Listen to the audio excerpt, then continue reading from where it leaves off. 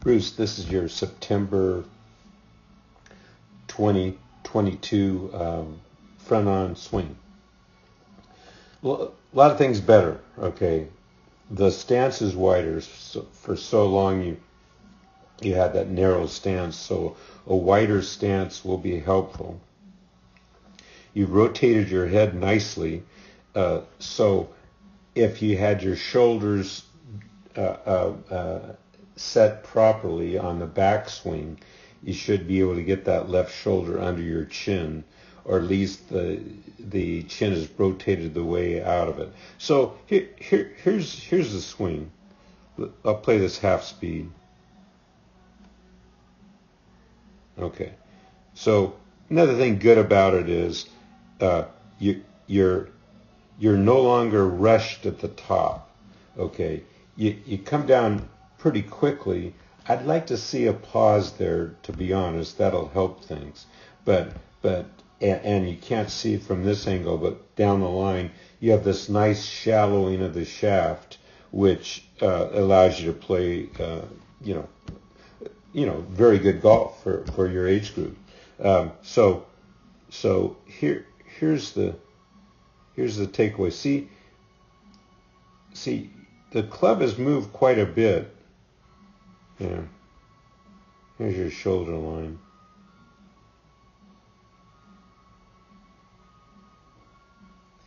Okay, so as the club comes back, the club head comes back. This is like 2 feet at this point.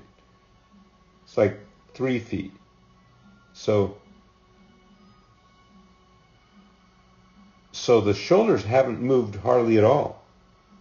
So you're basically just kind of picking the club up with your arms and hands instead of the one-piece takeaway where that, see the pros, I can give you videos, but the pros, when that club gets parallel to the ground,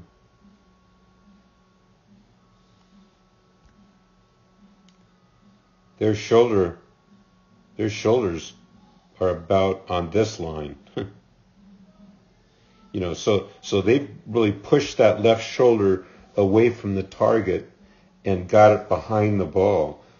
You have a hard time. So you get it here. Now see, that left shoulder really hasn't really got behind the ball. Okay. So and part of the problem too is, see this left, let's go the outside part of that leg.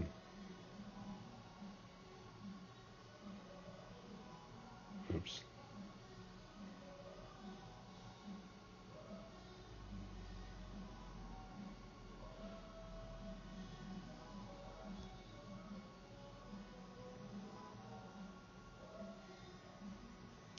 Okay, so part of the lack of wind up on the backswing is that left leg. Now, when you started, you had that thing jetting way out.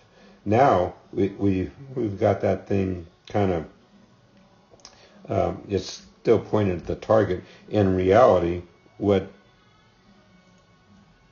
the good guys do is that outside of your leg,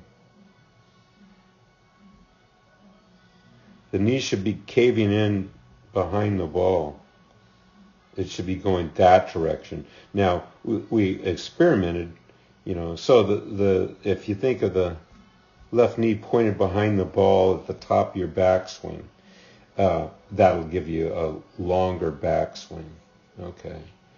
So I just get in the mirror and mimic that Elvis leg and all. That's going to help the backswing. Now, what we talked about too is, see how close your hands are to your head? Okay, that's because we got this little break down here. Okay, so we talked about width. So even if your hands only get that high, if we can get width, your hands out here,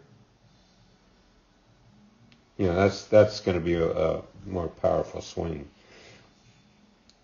even this is the left arm that I just drew, and it's having it bent. Okay, now so the top of the backswing isn't exactly perfect because we really haven't wound up.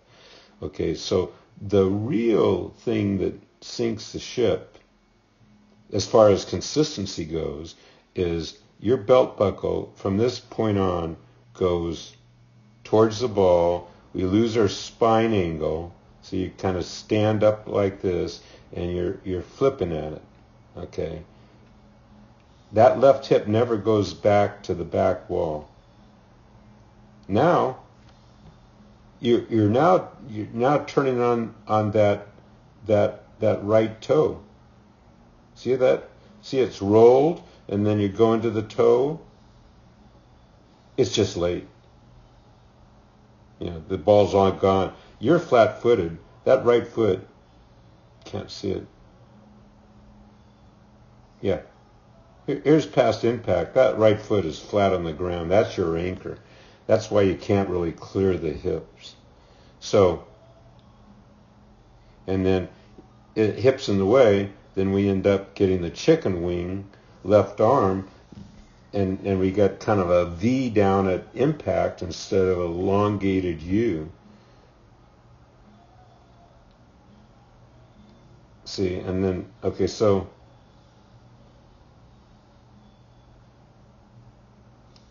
your hip starts at that crossing, and all good players at impact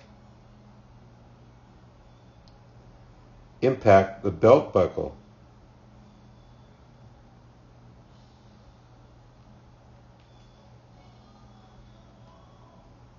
The belt buckle, which is here, is there where your right hip started. Left hip started. So your hips really haven't rotated, and mostly because you're rotating around the left hip instead around the belt buckle. And the anchor here is that right heel. So the cure for this is, and I'll give you what I've done, is you need a butt board thing, okay? And, you know, and like I told Jim's got a similar problem. So sometimes your belt may go 4 inches towards the ball, and if it goes towards the ball, you're going to lose your spine angle, I can guarantee you, otherwise you're going to fall. Okay, so it sometimes 4 inches, sometimes 3, sometimes 6, inconsistency.